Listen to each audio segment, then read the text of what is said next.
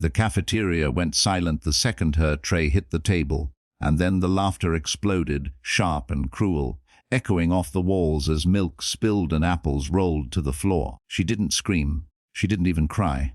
She just looked up, eyes wide, trying to understand how her first day at a new school had turned into a spectacle for strangers who enjoyed watching someone break.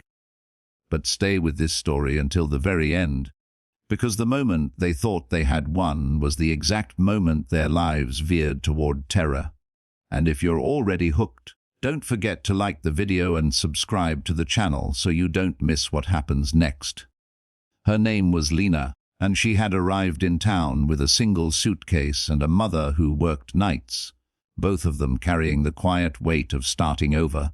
New schools always felt like walking into a storm without an umbrella.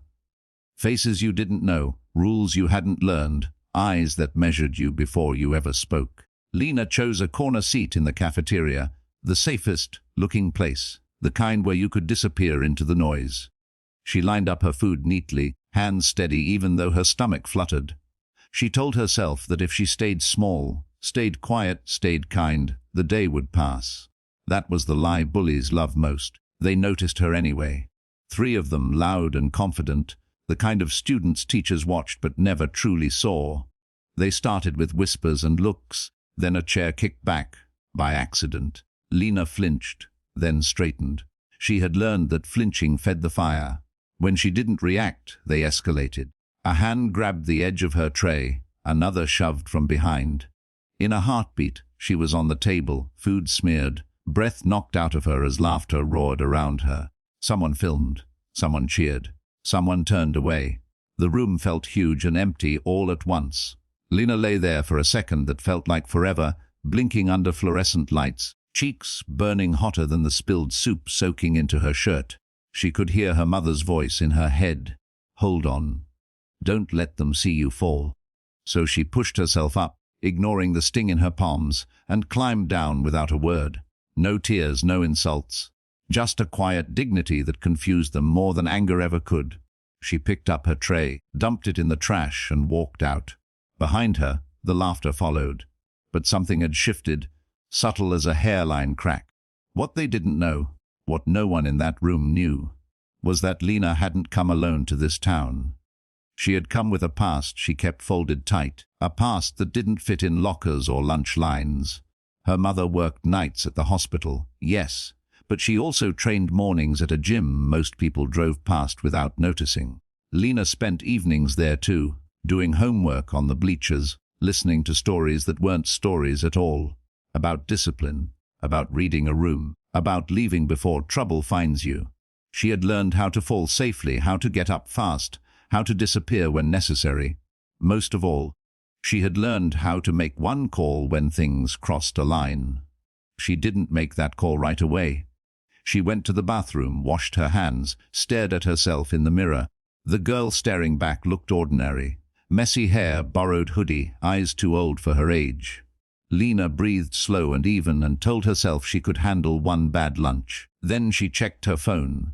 3 missed messages from unknown numbers. A clip already circulating, a caption that made her stomach drop. The line had been crossed. She stepped outside, the autumn air cool against her skin, and dialed a number she hadn't used since moving day. On the other end, a voice answered immediately. Calm, focused. "Where are you?" it asked. Lena didn't explain. She didn't need to. She gave the school name and said one sentence. "They threw me on a table." There was a pause, not of doubt, but of calculation. "Stay visible," the voice said. "Help is on the way."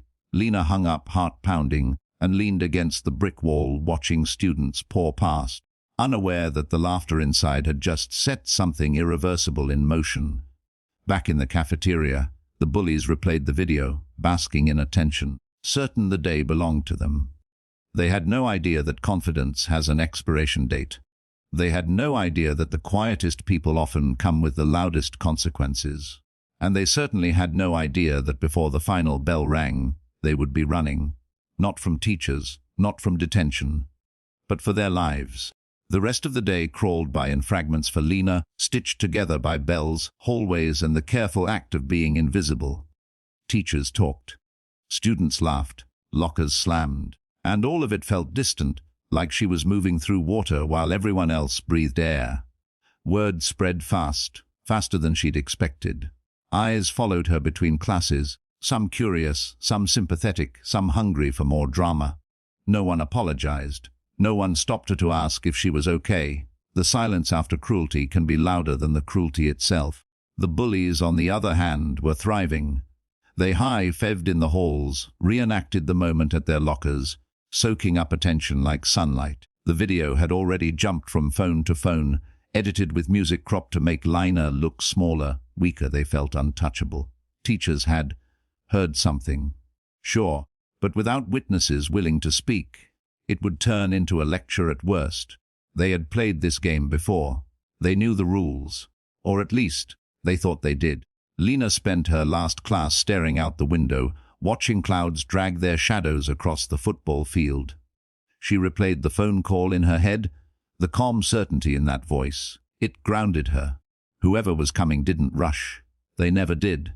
And that meant things were already moving. She checked her phone once. No messages, no updates. Just trust. When the final bell rang, she waited. She didn't head for the bus. She didn't rush home. She stayed where she'd been told to stay, visible. Outside, the afternoon light slanted low, turning the schoolyard gold. Students spilled out in clusters, plans forming out loud. Practice, jobs, rides. The bullies emerged last, loud as ever, shoving each other, replaying the moment again for a small crowd. One of them spotted Lina by the flagpole and laughed, pointing her out. "Hey, table girl," he called. "Careful where you sit tomorrow." The others joined in, confident, careless. They didn't notice the black SUV pull in at the edge of the lot. They didn't notice the way conversations nearby began to fade. The SUV parked without drama.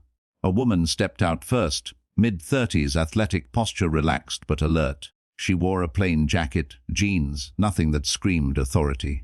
Behind her came a man, older, broader, eyes scanning, not the school but the people.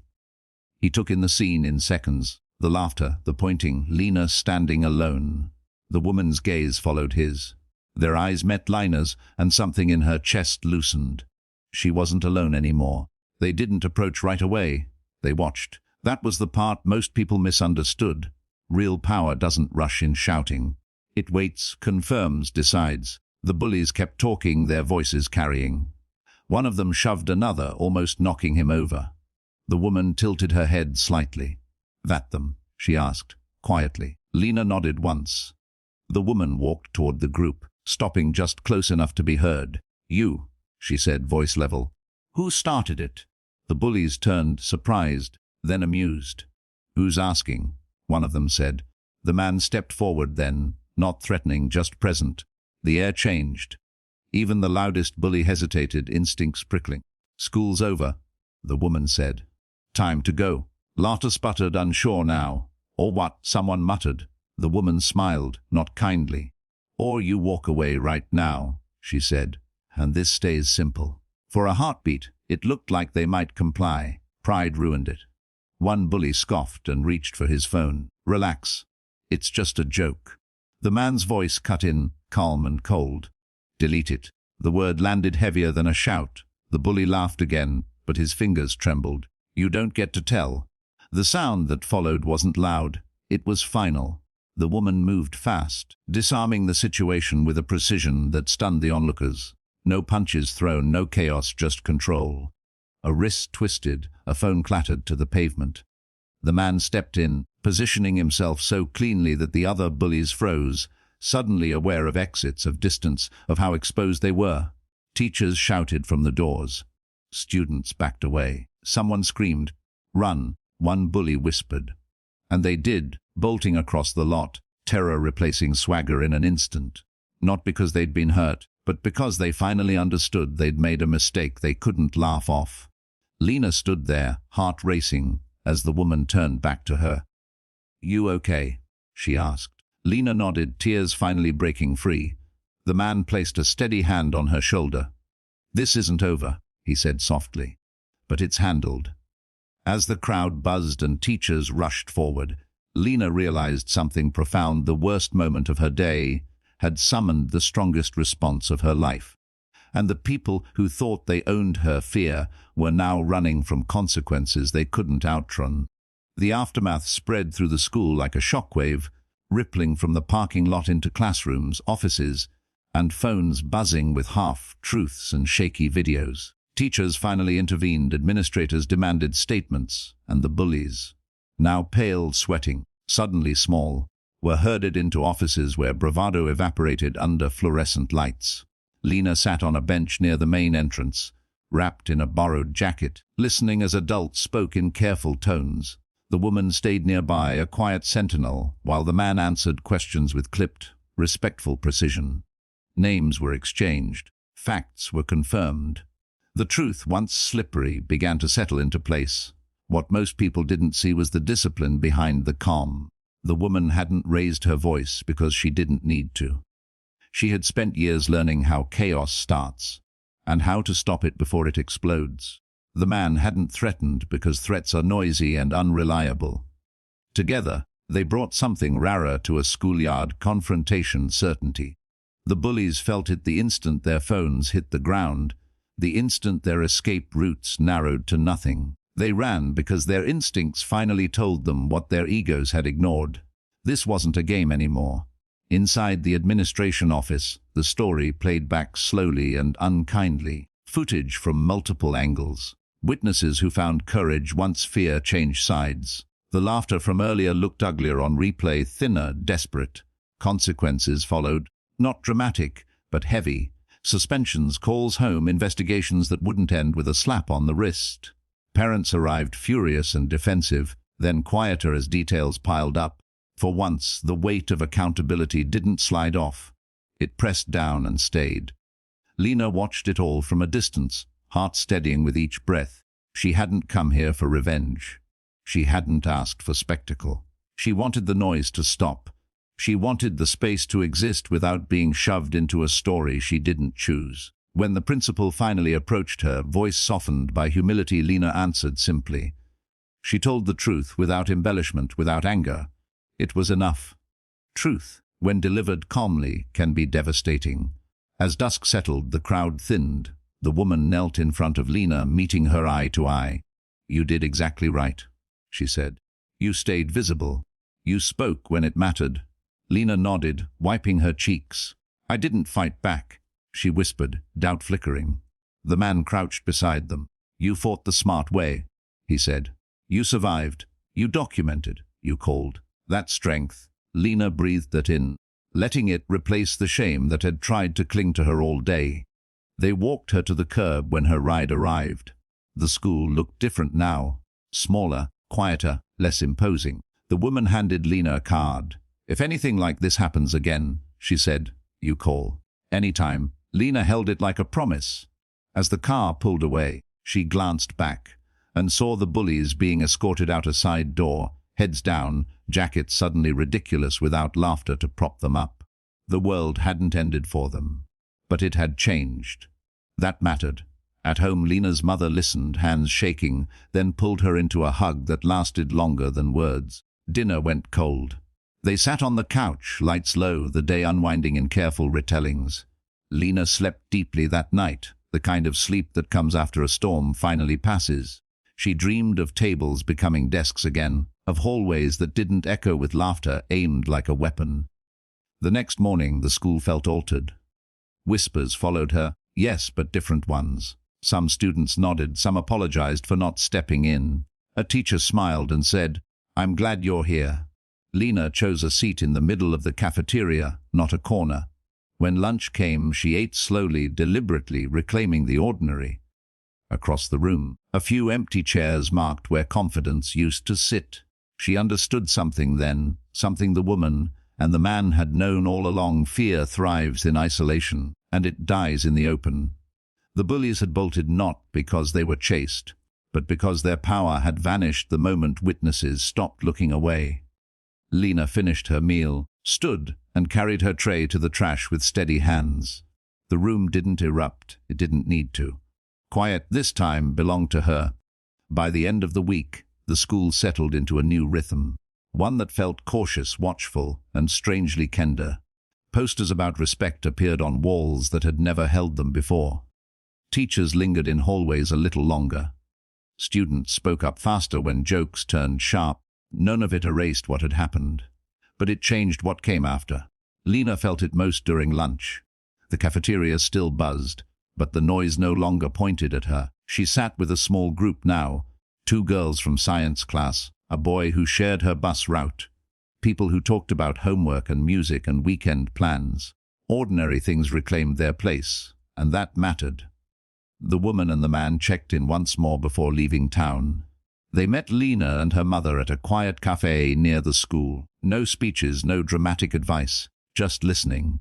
The woman asked what Lena wanted next. The question surprised her. "I want to feel normal," Lena said after a moment. The man nodded. "Normal is earned," he said gently. "You're doing the work." He didn't mean push-ups or drills. He meant choosing to show up again. Choosing not to shrink.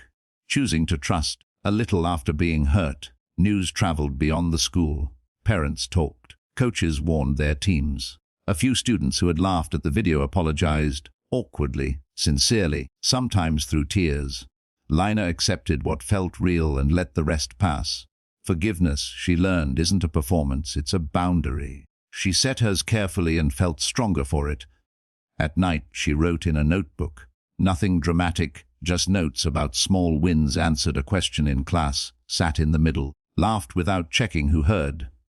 The bullies returned after their suspensions, quieter than before, jackets zipped, eyes lowered. They didn't meet her gaze. They didn't need to. The lesson had landed. Consequences had teeth when people stopped feeding cruelty with silence. Lena didn't celebrate their downfall. She didn't need to. Her victory was simpler and harder, living well in the same space that once tried to break her. On Friday, the school held an assembly, not to punish, but to reset. The principal spoke about accountability and courage. A counselor talked about bystanders and choices. When they invited a student to speak, Lena's heart jumped. She hadn't volunteered. But the room looked at her, not expectantly, just open. She stood anyway. Her voice shook at first, then steadied. She didn't name names. She didn't replay the humiliation. She said, "I'm new. I was scared. I asked for help. It worked because people paid attention." She paused, breathing. If you see someone being hurt, don't wait. Being quiet helps the wrong thing grow. The applause that followed wasn't thunderous. It was sustained. It felt honest. After the assembly, a teacher slipped Lena a note, "Proud of you." She tucked it into her notebook with the others. Later that day, as the final bell rang, Lena walked past the lunch tables without flinching. She smiled at a friend. She stepped into the sun. The world hadn't become gentle overnight, but it had become navigable, and that was enough. That evening, the woman texted a single line, "You did good today." Lena smiled, typing back a thank you. She understood now what had really frightened the bullies. Not strength that shouts, but strength that stands, visible and supported. They had bolted because their power evaporated the moment attention turned into accountability. Lina closed her notebook and set it on the shelf. Tomorrow would bring new challenges. It always did. But she had tools now, voice, witnesses, the courage to ask for help before silence turned heavy. She turned off the light and lay down, unafraid of the ordinary. If this story moved you, please like the video and subscribe to the channel for more powerful stories about courage, consequences, and finding your voice.